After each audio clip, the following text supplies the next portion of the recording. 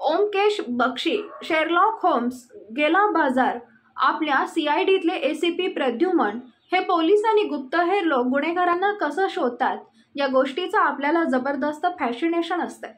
म्हणजे कुणी छोटे छोटे पुरावे गोळा करून आंबा पाडतंय, तर कुणी दयासारखा असतोय जो एका कानपट्ट्यात विषय मोकळा करत असतोय.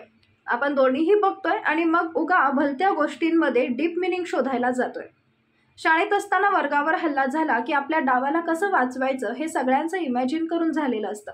पण जेव्हा खरंच संकट येतं तेव्हा थोडीच लोक अशी असतात जी संकटांना तोंड देऊ शकतात. आग्र्यात किराणा दुकान चालवणारा गब्बरसिंह नावाचा माणूस या थोड्या लोकांपैकी एक.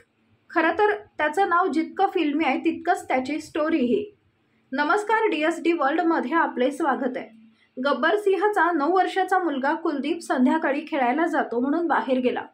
संध्याकाळची रात्र झाली, रात्रीचा दिवस झाला, पण कुलदीप काय घरी आला नाही. गब्बरनं आजूबाजूला शोध घ्यायला सुरुवात केली. आपल्या आणि पोराच्या मित्राची घरं पालती घातली, पण उपयोग शून्य. इतका वेळ झाला तरी पोरगं घरी येईना म्हणून त्यानं पोलिसांकडे FIR नोंदवली. आता पोलिसांनीही तपास सुरू केला. त्यांनी गब्बरलाही काही प्रश्न विचारले की खंडणीसाठी कुणाचा फोन आला का, कुणाशी शत्रुत्व आहे का, तुमच्या मुलावर कुणाचा राग आहे का. सगळ्यांचं उत्तर एकच आलं, नाही. साहजिकच पोलिसांनाही काही ठोस पुरावा मिळेना, तपासाची दिशा ठरेना. त्यांनी गब्बरच्या आजूबाजूच्या गावात पालती घातली, तरी कुलदीपबद्दल काहीच माहिती मिळत नव्हती. दिवस उलटत होते, पण कुणाचा खंडणीसाठी फोन येत नव्हता. पोलिसांनी अंदाज लावला की जर किडनॅपिंग झालं असेल तर आजवर खंडणीसाठी एक तरी फोन आला असता. त्यामुळे कदाचित कुलदीपच रागाच्या भरात कुठंतरी निघून गेला असावा. पण त्यांनी या बाजूने तपास करण्याआधीच उत्तर प्रदेशच्या निवडणुकांचं वातावरण तापलं. पोलिसांना इलेक्शन ड्युटी लागली आणि या सगळ्यात कुलदीपच्या तपासाकडे दुर्लक्ष झालं. गब्बरसिंहच्या गावातल्या लोकांनी निवडणुकांवर बहिष्कार टाकायचा निर्णय घेतला. गावात आंदोलन उभं राहिलं, पण तरीही पोलिसांकडून तपासाची चक्र वेगानं फिरत नव्हती. कुलदीप गायब होऊन आठवडा उलटत आला होता. या सगळ्यात एक माणूस होता ज्यानं काहीही झालं तरी कुलदीपला शोधायचंच असं ठरवलं आणि त्या दृष्टीनं पावलंही उचलली.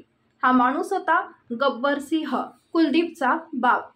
जिथं पोलिसांना काही सुगावा लागत नव्हता तिथं गब्बरसिंहला उघडपणे काही सापडणं अशक्य होतं. त्यामुळे त्यानं आपली ओळख लपवून मुलाचा शोध घ्यायला सुरुवात केली. त्यानं आपल्या आणि आजूबाजूच्या भागात पोस्टर्स लावली आणि त्यावर लिहिलं, शोधून देणाऱ्याला 5 लाख रुपयांचं बक्षीस जाहीर केलं. हीच पोस्ट सोशल मीडियावरही व्हायरल झाली, पण तरीही तपास लागत नव्हता. इतके दिवस अपहरणाची फक्त शक्यता वर्तवण्यात येत होती. मात्र 9 फेब्रुवारीला गब्बरसिंहच्या घरी एक पत्र आलं. या पत्रात लिहिलेलं की जर मुलाची सुटका हवी असेल तर 35 लाख रुपये गावाजवळच्या शिसमाच्या झाडावर नेऊन ठेवावे. गब्बर ज्या लोकांसोबत कुलदीपचा तपास करत होता त्यांच्यासोबत त्यानं ही गोष्ट घातली. पण त्यांचं म्हणणं होतं की 35 लाख ही मोठी रक्कम होती आणि कशावरून कुलदीप त्यांच्या ताब्यात असेल. काही दिवस गेले आणि गब्बरच्या घरी 11 फेब्रुवारीला आणखी एक पत्र आलं. पण यावेळी त्यात एक बदल झाला होता. पत्रात सुटकेची रक्कम 25 लाख होती आणि सोबतच कुलदीपनं घातलेली एक टोपीही होती. त्यामुळे गब्बरचा विश्वास वाढला, पण तरीही तो सावध पावलं उचलत होता. तेवढ्या 13 फेब्रुवारीला त्याच्या घरी तिसरं पत्र आलं. त्यात लिहिलं होतं की पैसे लवकर मिळाले नाहीत तर मुलाची डेड बॉडी मिळेल. आता मात्र गब्बरचे धाबे दणाणले. त्यानं ओळख बदलून तपास करायला सुरुवात केली.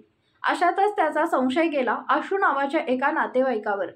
कारण ज्या शिसमाच्या झाडापाशी खंडणी द्यायला सांगत होते हा आशू तिथंच राहायचा. त्यात गब्बरसोबत कुलदीपचा तपास करणाऱ्यांमध्येही आशूही असायचा.